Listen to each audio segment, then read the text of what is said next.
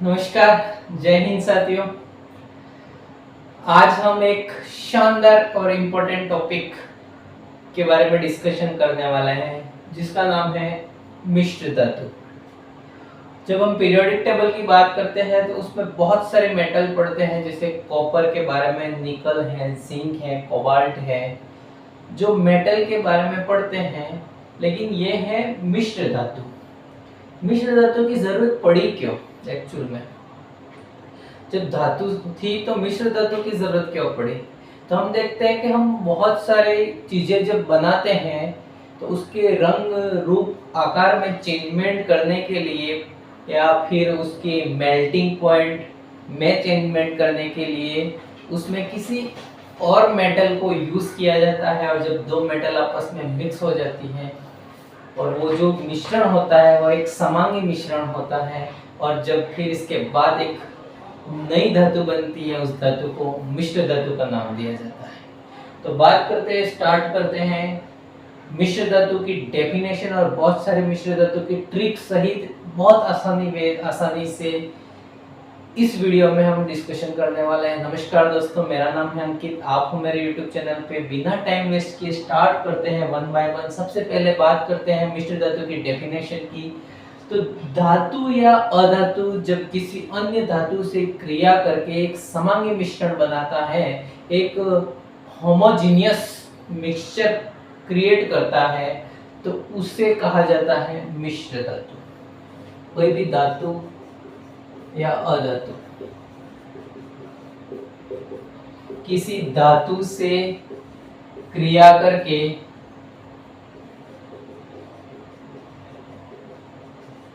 समांगी मिश्रण द्वारा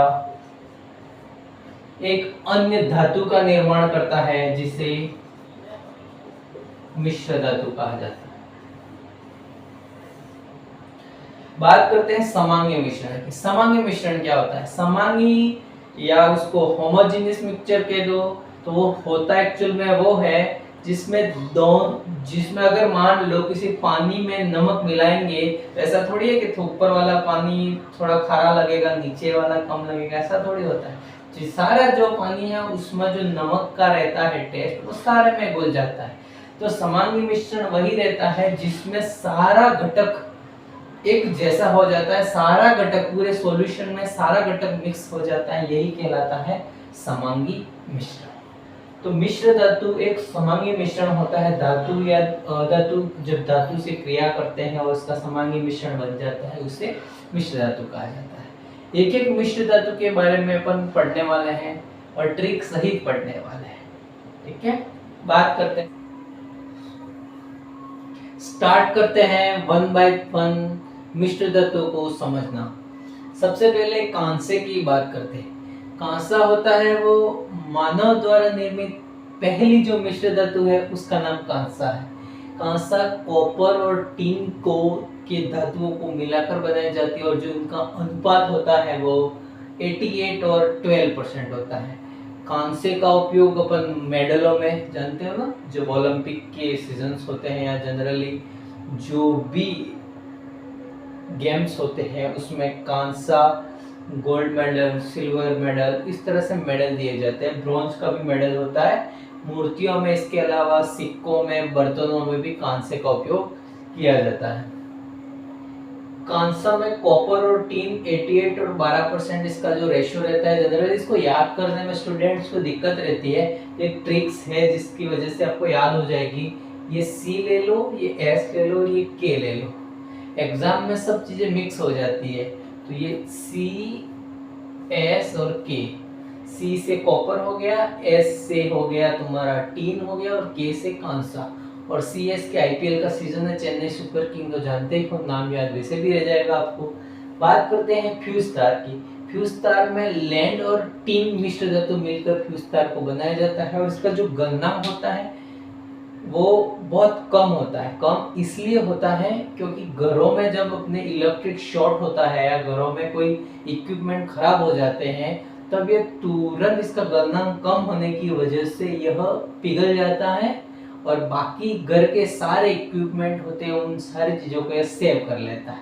इसलिए इसका जो गलनांक वो कम होता है और इसको घरों में फ्यूज हेतु उपयोग किया जाता है।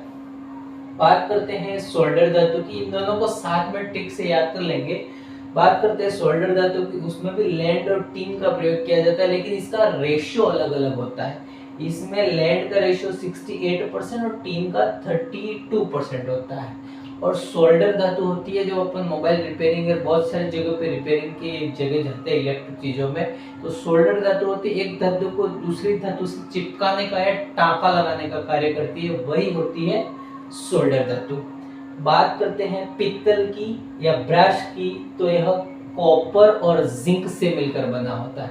इसकी सीधी सी ट्रिक है, पित्तल का पी ता जी, ता से तांबा, जी से जिंक और पी से पित्तल,